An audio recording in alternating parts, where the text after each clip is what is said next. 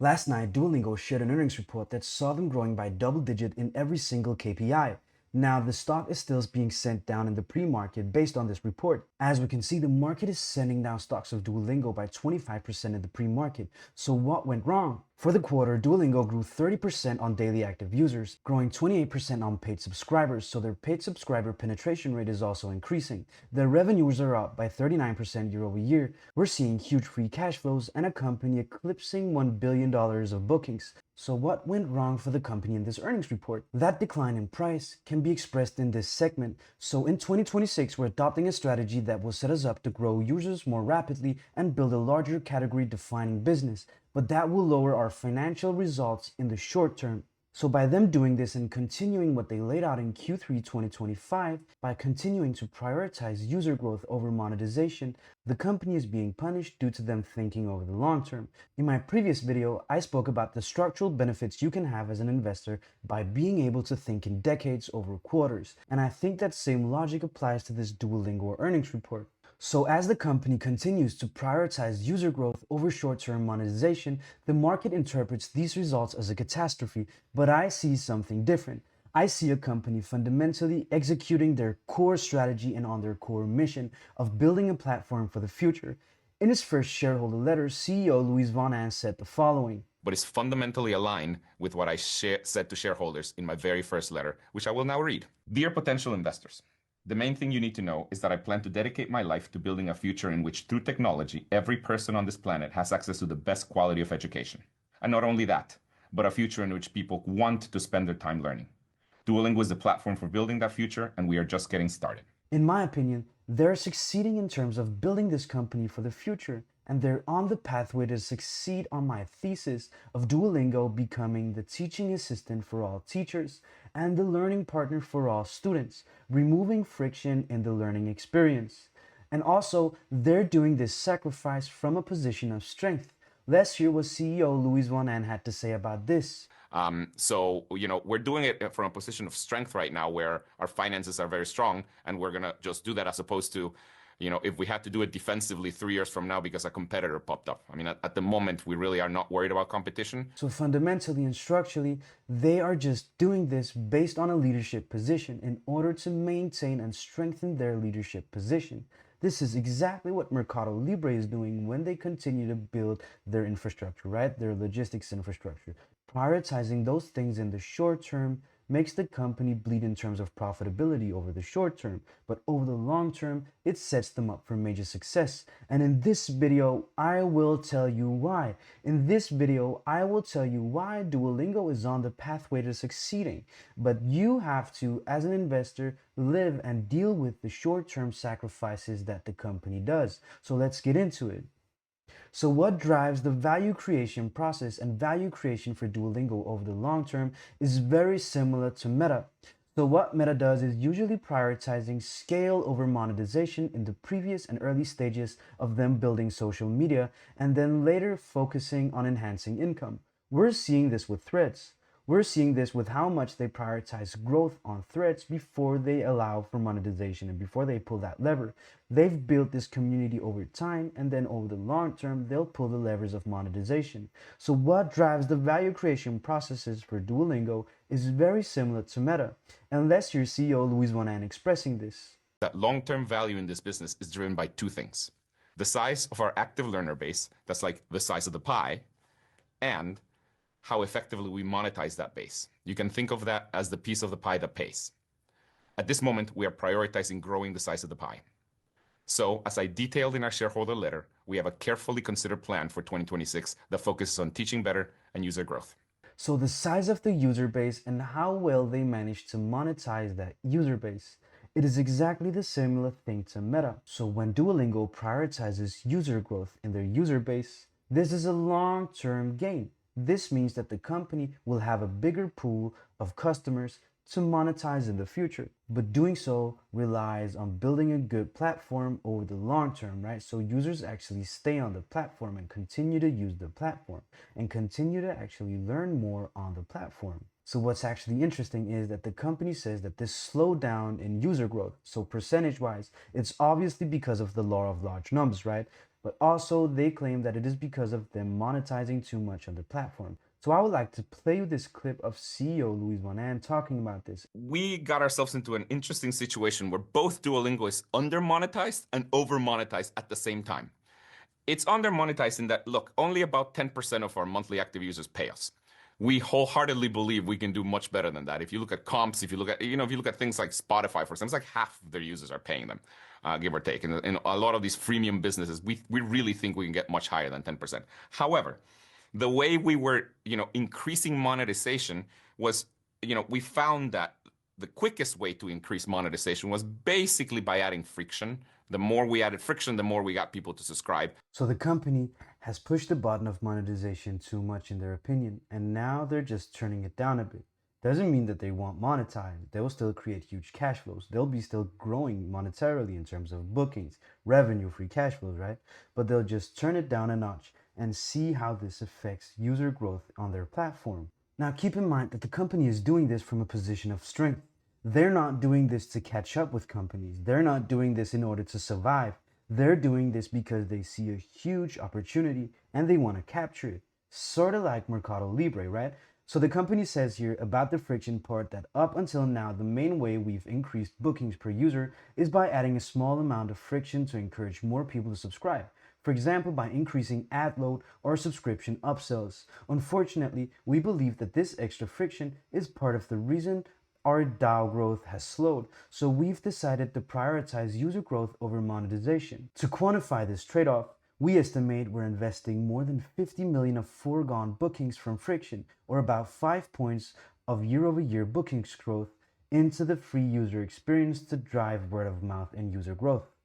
So there's willingly sacrificing $50 million on bookings in order to increase the user experience on the platform.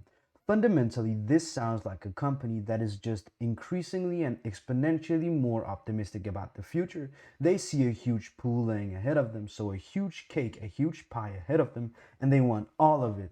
They want to capture the whole thing. Expanding on this point, the company says that the medium-term goal of this strategy is to reach 100 million DAOs in 2028. So 100 million DAOs, so this is a doubling of daily active users, and they're aiming for that in 2028. And later in this video, we'll actually see that this is actually doable.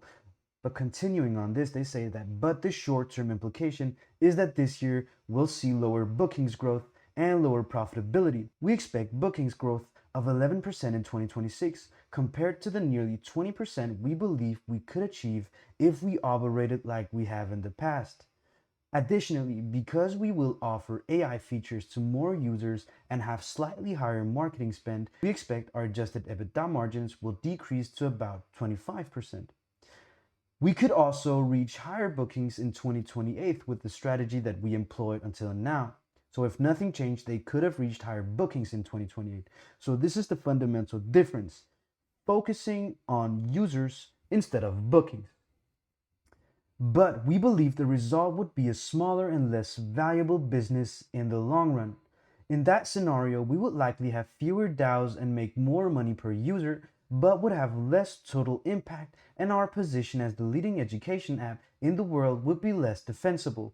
So going back to the core idea of them doing this from a position of strength, they're doing this in order to increase the enjoyability of their platform. They're doing this in order to increase the size of the total pie. So they're focusing on doubling DAOs rather than doubling bookings. They're doubling DAOs in order for them to 10x, 100x, 1000x bookings sustainably in the future. And the market and investors are scared about this short-term pressure on the stock. Yeah, we'll probably likely see the stock declining in the future, right? We'll likely see the stock declining as a reflection of this short-term thinking. We just established in my previous video that you can watch right here that the average holding duration has gone from 8 years to 5.5 months. So people are thinking in quarters. And for those people who think in quarters, this is a disaster. I get it. I can understand that and I can respect that. If your holding duration and if your horizon is 6 months, obviously, you should sell Duolingo now because there's more money to be made other ways. But focusing on this, 2028, they'll have double the amount of DAOs. They'll have double the size of the monetization pool that they have right now. Don't you think there'll be more value to extract from that? More value to give to that? Don't you think that's more sustainable and defensible? Well, I sure do think so. So the theme of this year is Duolingo growing user base. The theme of the next couple of quarters will be the company growing their user base and not monetization. They could do that. And management has said this multiple times on their earnings call that they could just do that. They could increase the amount of ads. They could increase the upselling ads. They could just give you fewer lives, right? They could do a lot of things to increase monetization in the short term, but they won't do that. They see a huge potential. Going back to what Louis Van Aan said in the first place, they want to build the biggest learning platform in the world, the best learning platform in the world.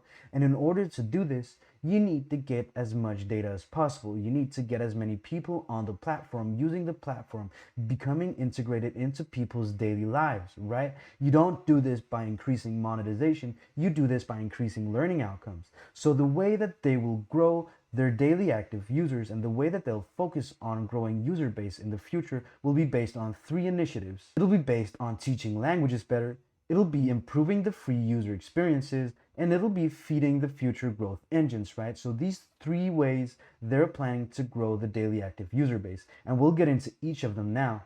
But before we do that, regarding the opportunity ahead of the company and regarding to the opportunity that Duolingo sees in order to gain this much market share, I have this clip of Louis Van Aan speaking about their current market share and just the untapped potential of this company. Let's get into it.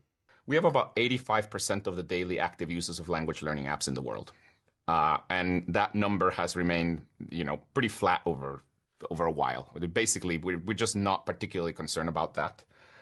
In terms of market saturation, for example, we look at things like the percentage of daily active users in a given country compared to the size of the internet base of that country. So for example, in the United States, 2% of all internet users on a given day use Duolingo. So 2% penetration in the US for daily users. In the UK, that's 3%. In Germany, that's 4%. And Germany is not the highest country we have. We actually think we can get much higher than that. But even if we only assume that every country got to 2%, which is the US penetration, we would more than double our daily active users. So I just don't think we're near saturation at all.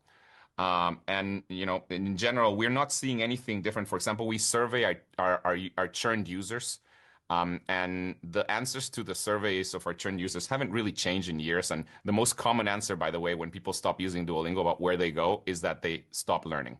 So the company is a category leader and they still have so much runway for growth. And also the alternative to Duolingo. When you stop using Duolingo, it is because you just want to stop learning. So the alternative to Duolingo is not learning at all. Do you see what I'm trying to get at? You think in 2-3 quarters, you're thinking, oh no, their monetization is down, their growth rates are slowing down, they're pulling the lever of user growth over monetization growth. I want monetization now. Well, don't you see that if you think in that way, you will get less sustainable, defensible growth in the future? So how will Duolingo capture this market? Well, obviously they will start by teaching better. So as the costs of video calls have collapsed, they'll be able to offer these free video calls and these video calls to more users on the platform. So let's hear what Louis Van Aan has to say about this. AI costs came down, we would experiment putting features in the different tiers because ultimately our goal is to be able to teach as many people as possible. At this point, the cost of a video call has gone down very significantly over the last couple of years since we launched video call, and we feel pretty comfortable being able to put it inside Super Duolingo. So basically, the company will be gatekeeping their core features to a lesser degree, saying that we will move video call to be part of the Super Duolingo tier and experiment with changes to our top subscription tier, Duolingo Max. This will give access to a critical learning feature, conversation practice, to about 10 times as many learners. We will continue to invest in advanced content so that all our courses teaching the 9 most learned languages have content up to Duolingo score of 129. So this is a major milestone because that's the way that you can get like a knowledge job in the certain language, right? So they are making learning outcomes better. They're teaching languages better. This is what they said in the last quarter. In Q3, they said that we want to focus on user growth and learning outcomes, and they're doing that. So continuing and expanding on this idea of offering calls on So expanding on this idea of them offering the video call on other tiers because the costs have gone down, Luis Bonan actually says that he wants to do this for free at some point. Let's hear what he has to say. I just believe that the cost of video call has gone down enough that it just kind of doesn't make sense for us to just have it in max when we can offer it in much cheaper packages. We're not quite there where we can offer it for free, but at some point we may be able to. And I want to offer it for free because I actually think that it is in our best interest to have the largest possible user base that we can figure out how to monetize in any way rather than just keeping this for a tiny little bit of the user base, so that's just our philosophy. So as the costs of the video call has come down, they wish to expand this and make it more broadly available to more users on their platform, increasing the free user experience. They will do less ads and they'll do less things in order to create friction. So there's been a little bit of friction on the free tiers, and they're going to try to remove some of that to see how this affects the DAO growth. So obviously this is a huge benefit for the company. So moving on to the third way that they'll increase DAO growth, they'll be feeding their future growth engines. So these are math, music, and chess. And I think that math and chess are the most interesting ones, right? So let's get into it. So let's hear what Duolingo CEO has to say about the math course. I don't know of another subject other than languages that has as much of a market. I mean, math, there's a billion people learning math. The propensity to pay, not from the kids, but from the parents, for math is very high. So, we'll probably be able to do something there. So the total addressable market for math is immense, and parents are willing to spend, so the propensity to spend on math courses is incredibly high. So this is very lucrative for Duolingo to be in this position, right? He says here that, I believe that we will soon have the best tutor app for K-12 math. I'm particularly keen on the opportunity as roughly 1 billion people are learning K-12 math globally. Other than languages, I don't know of any subjects with this large of an audience, and also of a subject where parents have as high a propensity to spend money on their kids' learning, right? And their chess course has reached more than 7 million daily active users in less than a year. So the company states in the earnings call that they have the second best position when it comes to chess. But when you search for chess on the App Store, Duolingo doesn't come up. So this is organic growth. So this is growth just based on their chess course being this good. And they've grown to 7 million daily active users in less than a year. Imagine 10 years from now. Imagine 15 years from now. Stop thinking in quarters. Think in decades. That's when you will get the edge. That's when you actually have an edge over the market, right? People are thinking in quarters. In order to succeed on these theses, in order to succeed on these contrarian theses, on Hims and Hers, Duolingo, Palantir, all these different and very contrarian theses and companies, you will have to have a long-term time horizon. Every quarter is not going to be something that satisfies Wall Street's needs of constant monetization. Wall Street wants this company to sacrifice its future sustainability in terms of growth for short-term monetization. And they'll sell the company as soon as they stop monetizing. You should sell the company as soon as it stops building for the future. That's when you should sell. That's not when Wall Street sells. Wall Street sells when they stop monetizing. They sell when the company prioritizes long-term growth, right? So this is fundamentally where you have your edge. So use this edge. So I'm not seeing a company that's deteriorating in terms of its fundamental development. I'm seeing a company that's actually focused on building for the future, that continues to be bold, that continues to build in order to capture a huge part of the education market. But Wall Street doesn't see this. Wall Street sees that we're not prioritizing monetization now, and they're throwing the company to the wolves. But you, as an investor in these contrarian bets, have the edge of being able to think in decades. Don't you think that these initiatives will be able to pay out in decades? Do you think they will? Well, this is a good company to hold. If you don't think that these sacrifices will pay off over the long term and you want monetization now, you shouldn't be investing in Duolingo. You should be investing in other companies, right? You should be investing in value companies. You shouldn't be investing in technology companies that are building for the future. So you're fundamentally a wrong place. So think about why you purchased these shares. Think about why you bought Duolingo. What was your thesis? My thesis was that it would become the learning assistant for all students and the teaching assistants for all teachers, removing friction in the learning process. And they're doing this. They are doing this. They're building a wonderful company that actually just increases the value proposition for the users. They're giving the users what the users want so that they can grow their daily active user base. They're not giving Wall Street what Wall Street wants. And this reminds me of Jeff Bezos and early Amazon. Not giving Wall Street what it wants, but giving users what they want.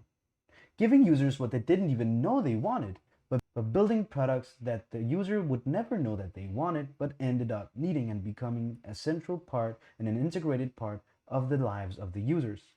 So that's been my views on this company report. I'm not selling. I'm not turning bearish. My thesis has not changed. I'm still optimistic on this company's prospects. Thank you for watching. I appreciate your time and I'll see you in the next one. Bye.